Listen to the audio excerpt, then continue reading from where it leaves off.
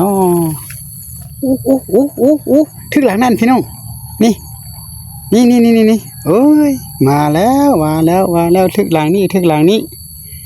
มาแล้วเมื่อก่อนกระทึกอยู่หั่นแหละเดี๋ยวนี้กระทึกอยู่นี่พี่น้องเอ้ย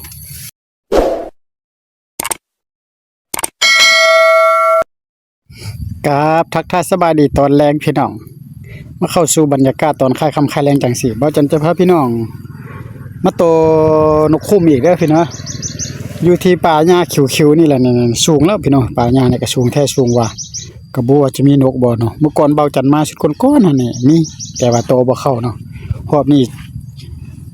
จะมาบ่หั่นนะไปพี่น้องไปเข้าไม้กันเลยนี่ป่าหญ้าคิวๆแบบนี้ได้พี่น้องเอ้ยนี่อันนี้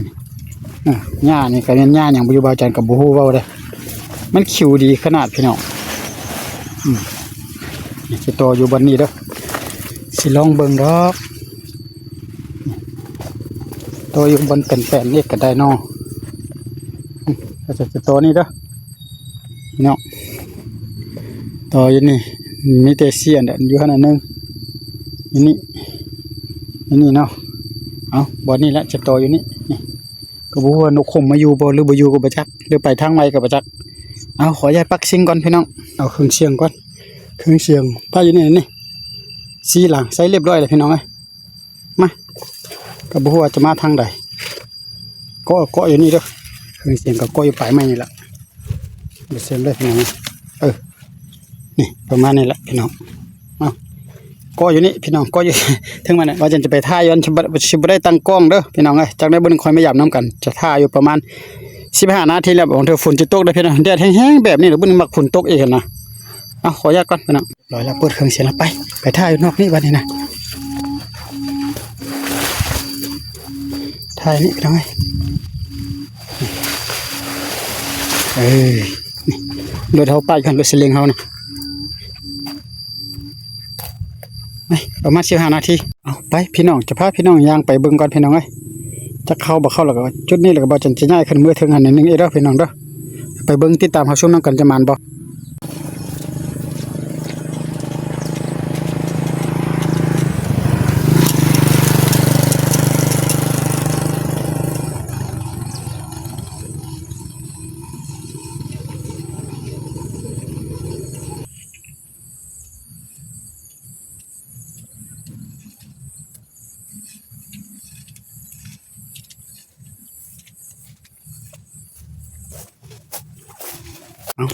เราจะย้ายมาจุดนี้เบิ่งเด้อบ้านนี้นี่จากจุดอยู่ลุมเพิ่นล่ะพี่น้องนี่จุดนึงอยู่ลุมเพิ่นพี่น้องเอ้ยเนาะแล้วก็ย้ายมาจุดนี้อีกแม่นว่านกคมมันจะมาอยู่แถวนี้เด้อมื้อเช้าก็ฝนตกเม็ดคืนก็ฝนตกพี่น้องแต่ว่ากลางเว้นก็ยังตกอยู่แต่มื้อแลงนี่มันแดดออกมาบ่จักก็เลยว่าก็ออกมาโตนกเบิ่งว่าสิลองเลยโตบ่นี้เนาะบัดนี้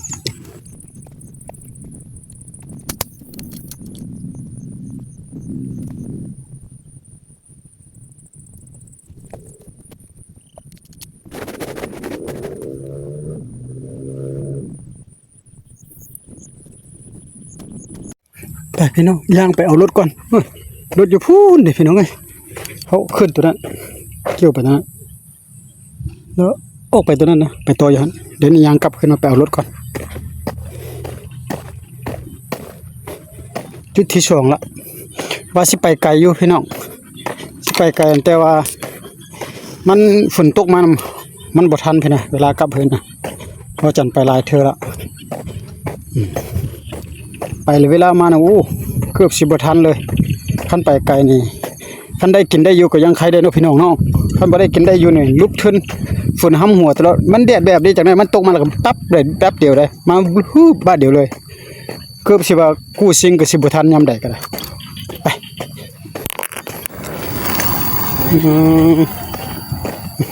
สาวโอ้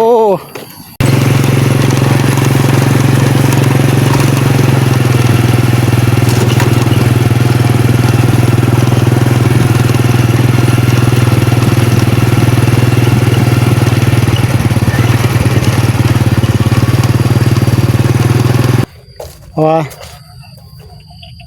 บางเทื่อก็มีนกบ่มีนกก็บ่จักละช่วงหลายอยู่แถวนี้น่ะนกก็บ่ค่อยมีหลายพี่น้องเอ้ยบ่แม่นบ่จันก็บ่หมานเด้อ นกหนึ่งมาบ่ค่อยมีสองบางคนหากินหลายได้พี่น้องบางเทื่อเบาจันหากระตอออกไปบางเทื่อเขาก็มาตอตามหลังบางเทื่อบางคนบางเทื่อน่ะเขาเจ้าก็อันพี่น้องเขาก็มาตอก่อนหั่นนะแล้วเขาก็บ่ฮู้แล้วมาตอตามหลังอีกประมาณนี้นะก็เลยว่าเฮ็ดให้มันบ่มานหั่นนะมันจังสินกก็บ่ค่อยมีหลายบ่คืออยู่เขตอื่นเพราะว่าคันเฮาอยากมานเฮาต้องไปไกลนิดนึงแหละพี่น้องเอ้ยไปเป็นมื้อพุ่นแหละเนาะไปเช้าไปพาพี่น้องไปเบิ่งจุดที่2ก่อนคันว่ามันมีนกอยู่แถวนี้มันก็มาหั่นนะตามเบาจันกันคันบ่มีก็สิบ่มา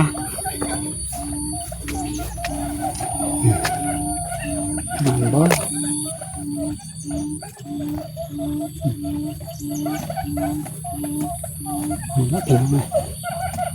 อยู่นี่ก็ไปกันนะแต่ว่าไปทางหลังหันสะพัดมีคนอยู่ได้บ่มาหลังนี่ก็อยู่ซื่อๆนี่ปักอยู่ในหลังนี่โอ้บ่มีนกบ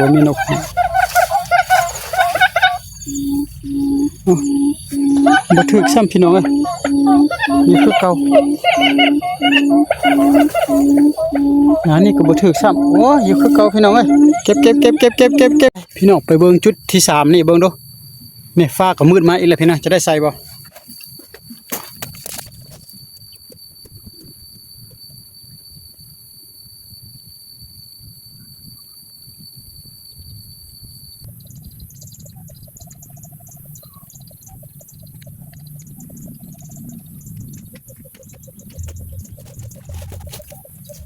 เมื่อก่อนก็ไม่ใส่พี่น้องเมื่อก่อนไม่ใส่เรา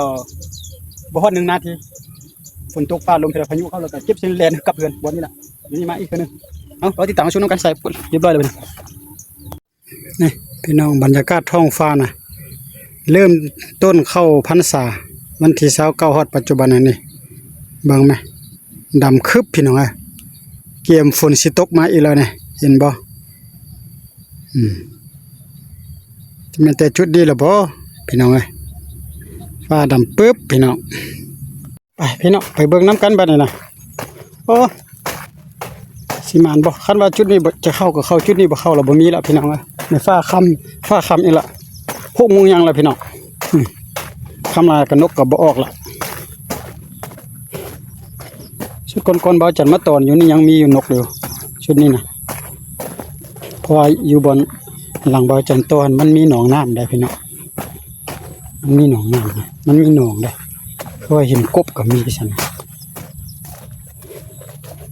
สิมาอยู่บ่เนาะ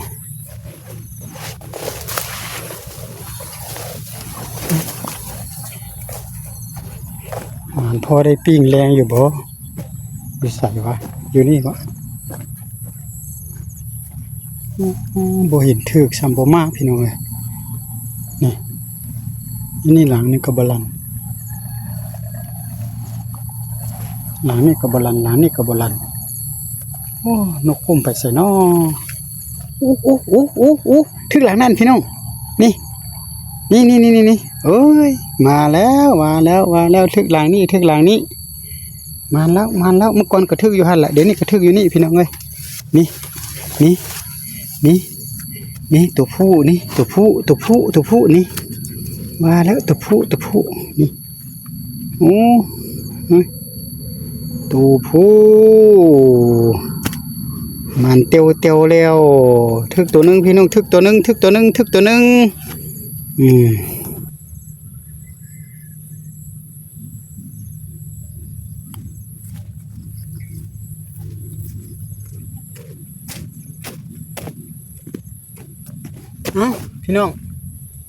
ึงพี่น้องนี่มันตัวนึงพี่น้องเอ้ยก็พอได้ปิ้งแรงเมื่อก่อนเบาจันมากกับเทว่าตัวแม่เบาจันได้ละชุดก้อนๆพุ่นละแล้วก็ชุดนี้เนี่ยตัวผู้พี่น้องเนี่ยมาตัวนึงเอากับเทว่าซ้ำนี่แหละพี่น้องมาซ้ำนี่กับเทว่าชุดนั้นเพราะว่าจะไปไกลวันฟ้าจะค่ำเราพี่น้องจะได้กลับเฮือนเราบัดนี้นะจันกลับเฮือนก่อนเด้อเอานกออกก่อนพี่น้องกลับก่อนเนี่ยฝนตกอีกแล้วห้ำฝนอีกแล้วว่าแล้วฟ้านี่ก็ได้เอาสำหรับคลิปนี้ก็อำลาพระจากก่อนฝนตกอีกแล้วพี่น้องเนี่ยเบิ่งไหมเดือดก็จะเดือดฝนก็จะฝนเราจะได้แข่งฝนไปเฮือนอีกแล้วบาทนี่ก็ได้นี่ เอาขอบใจที่เข้ามาติดตามช่องเบิ่งแล้วฝากไลค์ฝากแชร์เด้อมาแต่1 ตัว 1 เต็บประมาณนี้แหละพี่น้องเอ้ยบ๊ายบายพอกันคลิปต่อไป